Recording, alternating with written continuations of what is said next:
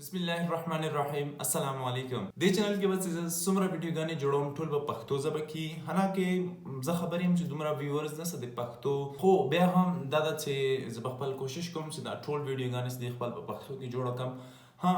یو دوه درې یا څو ولاګونه بغیر د تنه سملې سه هغه په نور ژبه کې یا په انګلیش ژبه کې یا په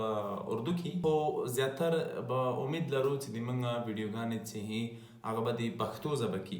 د هغې وجه دا ډېر زیات خلک لیدلي چې هغه هم پښتانه دي ایتنیکلی پښتانه دي خو هغه یا په انګلیش کې ویډیو غانې جوړوي یا په عربیک کې یا په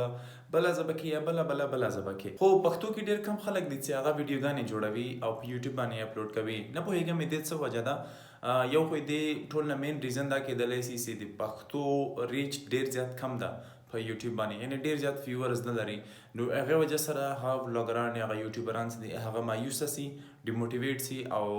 بله ژبه کې ویډیو غانې جوړوي نو دا د ما لپاره یو ډېر ښه چانس ده چې زه په پښتو کې ویډیو غانې جوړې کړم او کوم د پښتانه ویورز چې دي دا کوم چې په د یوټیوب پلیټفارم باندې دي یا په د نور پلیټفارمز باندې دي هغوی ځان ته متوجه کړم انشاءالله او په دې چینل باندې به انشاءالله زه اوس د جش باره کې ویډیو غانې جوړوم هغه به وي ټول نه کوم زیات ویډیو غانې به چې سره تعلق لري هغه به وي سپورټس باره کې یعنی هر قسم سپورټس وات ایور اټ از لایک سایکلینګ کرکټ فوټبال هایکینګ ورزش ویډیو غانې به انشاءالله ډېرې زیاتې وي او هغې نه بغیر به وي د موږ چېرته چې موږ لکه یو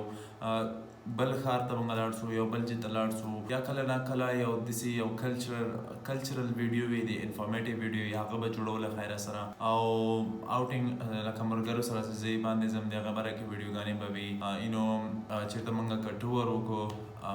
چکر باندې چېرته لاړ شو د هغې ویډیو ګانې به وي او د هغې نه بغیر به له خیره سره کیدی شي چې یو داسې یو واړه پوډکاسټ یې زه جوړوم او هغه په دې چینل باندې اچوم په پوډکاسټو کې به ما سره څوک وي نو ما سره به وي خپل ملګري د سکول ملګري یا د ما د کالج ملګري یا هغې نه بغیر کوم د ما یو کزن یو تره زوی یا خوا دې خوا کوم خپل کېدلی شي اینډ هوپفولي دا کوم ماینډس ما جوړ کړی دا پیره د چینل خیر سره مونږ ګرو کړو او چینل ګرو کولو لپاره ټول نه مهم شی دا چې زه خپل کنسسټنسي برقرار وساتم یعنی په هفتې کې 2 یا 3 ویډیو غانې یا داسې هم کېدلی شي چې په هفتې کې 2 ورځو کې 2 ویډیو غانې زه اپلوډ کړم او د هغې ریسپانس د تاسو ما ته ښه راکړي یعنی تاسو د ما ویډیو غانې لایک کړئ خپل ملګرو انډیوالو سره شیر کړئ او ښایسته کمنټونه پکې وکړئ چې زه نور هم موټیویټ سم او نور هم د ما زړه وشي چې تاسو ته نورې ویډیو غانې جوړې کړم او ښایسته کنټینټ تاسو ته راوړاندې کړم له خیره سره اینډ